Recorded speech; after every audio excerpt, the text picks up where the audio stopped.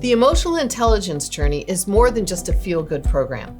Do you know the EQI 2.0 is actually being used by the U.S. Secret Service, branches of our military, and state and federal law enforcement? They realize that understanding how emotions impact decisions and how our decisions impact the emotions of others is critical in today's day and age. Hi, I'm Cindy Gay, founder of the Metiss Group. We've been looking for decades for a really good emotional intelligence measurement tool and finally found one when we read the book EQ Edge. It's by Stein and Book, and we are fascinated by both the EQI 2.0 and the EQ 360. They are amazing to help us have some self-discovery and to be able to launch people on a path for improving their emotional intelligence in the workplace. Why do we even need emotional intelligence development in the workplace these days? Well, interpersonal skills have really been waning. We're a more self-centered group and less tolerant of others.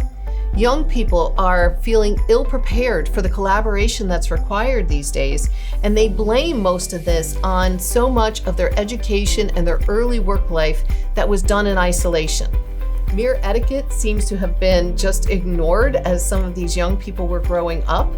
Decision-making isn't really taking into account not only the emotions of the person making the decision, but how it impacts others. And stress tolerance today is at an all-time high. There are a lot of emotional intelligence measurement tools out there. The science has been out for a long time and it's all been fabulous. One of the things we like about where Book and Stein have taken this is originally the granddaddies of emotional intelligence have always been focused on emotional self-awareness, emotional expression, awareness of others, and interaction with others. Now, Stein and Book combined those last two for interpersonal skills, but they also added on decision-making and stress tolerance. For me, the decision-making piece is so critical as we're in an era where people are jumping to decisions and they lack the reality testing to take a step back and look at the context of something before taking offense at what someone said. It's the ability to actually anticipate why somebody might be trying to think about something instead of jumping to the wrong conclusion and incorporate some of that into your problem solving. So why use the 360 instead of the self-reported ones? The science has been around for a long time, but until recently, there wasn't a 360 to be used. So when you have people self-reporting, I think my self-awareness is great and my interpersonal skills are even better. That's fine, but what does everybody else think? So it's wonderful to get feedback from your boss, your direct reports, your peers, even friends and family, and compare them to your own self-scores to understand where you might have a blind spot or where there was a disconnect between the way you intended to behave and the way your behaviors were perceived. There's oftentimes a disconnect. I don't think there are that many people who intend to offend everybody else, but it doesn't seem to take much to offend people these days. So why do we need a coach for emotional intelligence development? Can't I just get my results in private and review them on my own? Well, because we're incorporating input from so many different people, it is a rather sophisticated tool. Having a coach help you interpret the results and understand the combinations. Sometimes it's not just how well or poorly you score in each of these areas, but how does that combine with other ones? And how does one balance out the next? All of those things need to be considered. So how do you decide between the 3-month program and the 6-month program? In the 3-month program, you're really going to establish a lot of self-awareness and a launching point. The first month, you're going to get all the feedback, which is rather substantial, and you can certainly download the sample EQ 360 report to get a feel for just how much information you're going to have.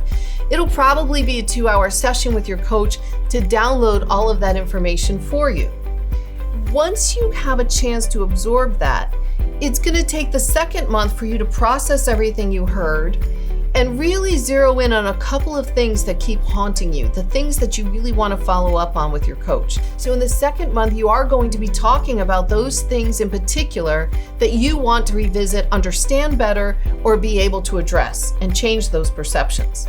Your coach will help you have follow-up conversations with your observers and coach you how to broach those subjects so it doesn't sound like, well, why did you score me that way?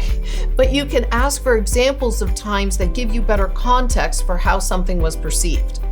And then in the third session, you'll discuss some of the feedback you got from others and maybe be able to have an established launching point for your development in your emotional intelligence. Some people who are very good at being self-managed can handle their development from that point. Others realize it's much more helpful to have a dedicated guide help you through this journey, to whom you can bounce off different questions, feelings that you have as you're trying new approaches to make sure that you're getting the progress that you want. This person is more than just an accountability partner. They can provide resources and insights that you might not be able to see all on your own.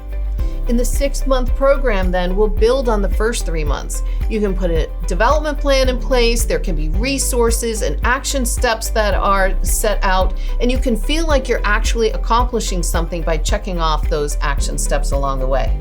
So how much does this cost?